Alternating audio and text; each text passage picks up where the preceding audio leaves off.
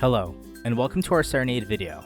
In this video, we will talk about how you can now restore documents from the soft delete option inside the admin tools. Once logged into the caseworker portal, go to the settings button and select administrative tools. From inside the admin tools, go to the deleted records. From here, you will be able to navigate from different areas inside the caseworker portal, such as things in the case profile, client profile, and more. What does this mean? This means anything that you've deleted recently inside the software can now be recovered.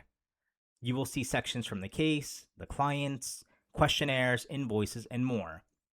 If you select the All option, it will show you everything that was deleted recently in the past 7 days. Should you need to recover any of these items, you can click on the Restore option, and in doing so, you've now restored that into the caseworker portal.